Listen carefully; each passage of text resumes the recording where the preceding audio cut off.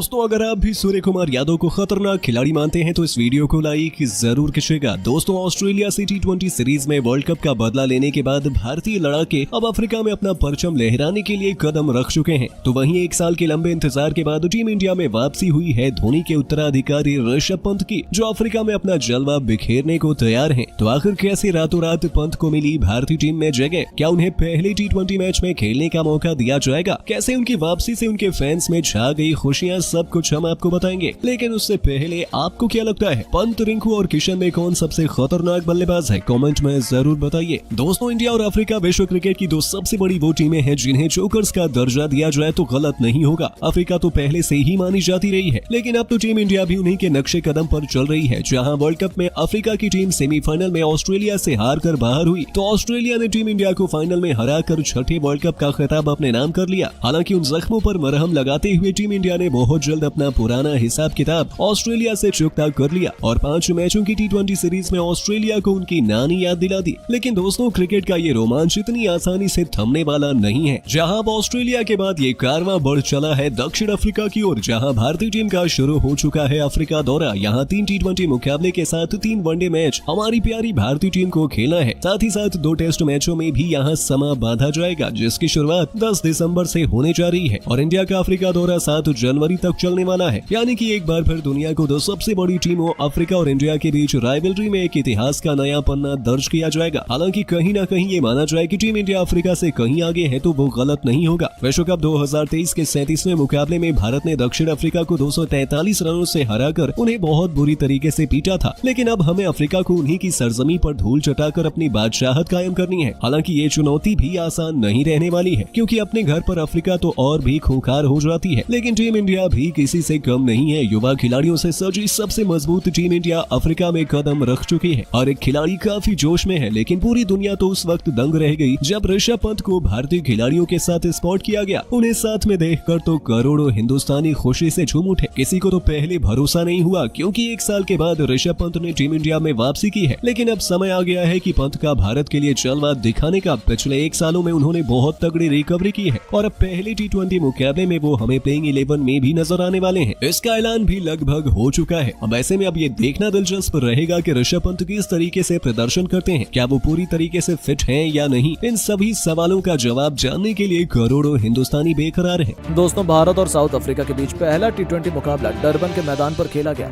इस मुकाबले में सूर्य कुमार यादव ने टॉस जीतकर पहले बल्लेबाजी करने का फैसला किया।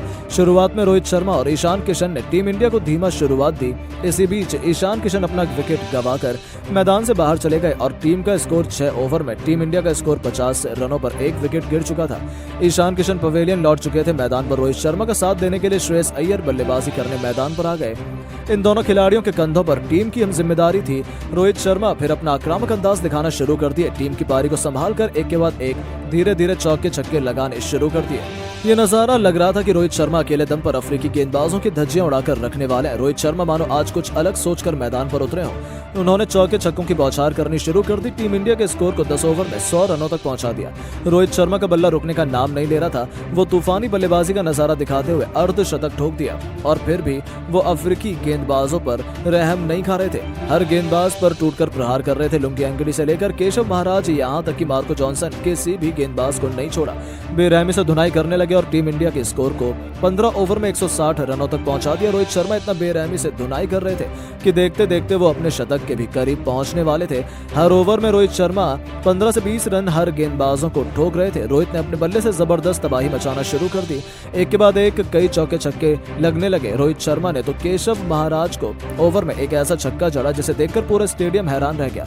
वो छक्का इतना लंबा था कि गेंद स्टेडियम के पार चली गई। रोहित शर्मा को खुद अपने छक्के पर भरोसा नहीं हो रहा था। उनकी भी आंखें फटी की फटी रह गई थी। उनकी बल्लेबाजी देखकर स्टेडियम में बैठे सभी दर्शक भी हैरान थे। वहीं अफ्रीकी खिलाड़ी पूरी तरीके से रोहित शर्मा की बल्लेबाजी से परेशान हो गए थे। रोहित शर्मा का बल्ला रुकने का नाम नहीं ले रहा था और देखते ही देखते चौके और छक्के की बौछार करते हुए उन्होंने तूफानी शतक ठोक दिया। फिर भी इनका बल्ला रुकने का नाम नहीं ले रहा था। उनकी बल्लेबाजी देखकर पूरा हिंदुस्तान खुशी से झूम उठा। हर कोई कहने लगा कि रोहित शर्मा जैसा बल्लेबाज हमने नहीं देखा और सच में जब इनका बल्ला दौड़ता है तो अच्छे अच्छे गेंदबाजों की धज्जियां उड़ाकर रख देता है। इस मैच में ठीक वही हो गया। अफ्रीकी गेंदबाजों की शामत आई। रोहित शर्मा ने अपना ये तूफानी शतक केवल 40 गेंदों में 100 रन पर ठोककर पूरे क्रिकेट जगत को हैरान करके रख दिया। इस पारी में रोहित शर्मा ने कुल 9 छक्के जड़े और 4 चौके लगाए। अफ्रीका टीम भी रोहित शर्मा की बल्लेबाजी देखकर पूरी तरह से हैरान थी। टीम के कप्तान एडन मार्करम को कुछ समझ में नहीं आ रहा था। रोहित शर्मा पूरी तरह से मैदान में सेट हो चुके थे। वो अपने अंदाज में चारों दिशा में गेंद को मैदान में बाहर भेज रहे थे। रोहित शर्मा ने अंत तक अफ्रीका के खिलाफ शानदार बल्लेबाजी का नजारा दिखाया। तो दोस्तों, देखा आपने किस तरह से रोहित शर्मा का तूफान पहले ही T20 मैच में डरबन के मैदान पर आ गया। मगर रोहित शर्मा की ये पारी एक प्रैक्टिस मैच की कहानी थी। हर कोई उनसे यही उम्मीद कर रहा है। इंडिया और अफ्रीका विश्व कप की 2 सबसे बड़ी वह टीमें हैं जिन्हें चोकर्स का दर्जा दिया जाए तो गलत नहीं होगा। अफ्रीका तो पहले से ही मानी जाती रही, लेकिन अब तो टीम इंडिया भी उन्हीं के नक्शे कदम पर चल रही है। जहां वर्ल्ड कप में अफ्रीका की टीम सेमीफाइनल में ऑस्ट्रेलिया से हार कर बाहर हुई, तो ऑस्ट्रेलिया ने टीम इंडिया को फाइनल में हराकर 6वें वर्ल्ड कप का खिताब भी अपने नाम कर लिया। हालांकि उन जख्मों पर मरहम लगाते हुए टीम इंडिया ने बहुत जल्द पुराना हिसाब किताब ऑस्ट्रेलिया से चुकता कर लिया और 5 मैचों की T20 सीरीज में ऑस्ट्रेलिया को उनकी नानी याद दिला दी। लेकिन दोस्तों, क्रिकेट का यह रोमांच इतनी आसानी से थमने वाला नहीं है। जहां अब ऑस्ट्रेलिया के बाद यह कारवां बढ़ चला है दक्षिण अफ्रीका की ओर, जहां भारतीय टीम का शुरू होने वाला है अफ्रीका दौरा। यहाँ 3 T20 मुकाबले के साथ 3 वनडे मैच हमारी प्यारी भारतीय टीम को खेलना है। साथ ही साथ 2 टेस्ट मैचों में भी यहाँ समा बांधा जाएगा, जिसकी शुरुआत 10 दिसंबर से होने जा रही है और इंडिया का अफ्रीका दौरा 7 जनवरी तक चलने वाला है। यानी कि एक बार फिर दुनिया की 2 सबसे बड़ी टीमों अफ्रीका और इंडिया के बीच राइवलरी में एक नया इतिहास का नया पन्ना दर्ज किया जाएगा। हालांकि कहीं न कहीं यह माना जाए कि टीम इंडिया अफ्रीका से कहीं आगे है तो यह गलत नहीं होगा। विश्व कप 2023 के 37वें मुकाबले में भारत ने दक्षिण अफ्रीका को 243 रन से हराकर उन्हें बहुत बुरी तरीके से पीटा था। लेकिन अब हमें अफ्रीका को उन्हीं की सरजमी पर धूल चटाकर अपनी बादशाहत कायम करनी है। हालांकि यह चुनौती बिल्कुल भी आसान नहीं रहने वाली, क्योंकि अपने घर पर अफ्रीका तो और भी खूंखार हो जाती है। शायद इसी बात को समझते हुए अब अफ्रीका के 2 दिग्गज खिलाड़ियों एबी डिविलियर्स और क्विंटन डिकॉक ने टीम इंडिया से बदला लेने की बात कह दी है। जी हाँ, एक तरफ जहां डिकॉक ने कहा कि हम भारतीय टीम के लिए पूरी तरीके से तैयार हैं, यदि सच कहूं तो नर्वस मुझे नहीं, टीम इंडिया को होना चाहिए। पिछली बार भी जब भारत अफ्रीका आई थी तो हमने उन्हें हराया था और अब तो हमारे पास वर्ल्ड कप की हार का बदला लेने का भी चांस है। तो ऐसे में हम इस सीरीज का इंतजार ही कर रहे थे। हम टीम इंडिया का अच्छे से स्वागत करेंगे और मैं उन्हें विश्वास दिलाता हूं कि उन्हें यह सीरीज जीतने का मौका हमारी टीम बिल्कुल भी नहीं देने वाली है। वहीं एबी डिविलियर्स ने कहा है कि मुझे भारत में बहुत प्यार मिला, भारत मेरा दूसरा घर है, लेकिन सच कहूं तो वर्तमान में अफ्रीका टीम इंडिया से कहीं ज्यादा मजबूत है। यह बात सबने देख रखा है। वर्ल्ड कप का मैच तो भारत में हुआ, इसीलिए उससे टीम इंडिया जीती, लेकिन यह सीरीज हमारे घर पर है और हम अपने घर में किसी को भी जीतने नहीं देंगे। यह इतिहास रहा है।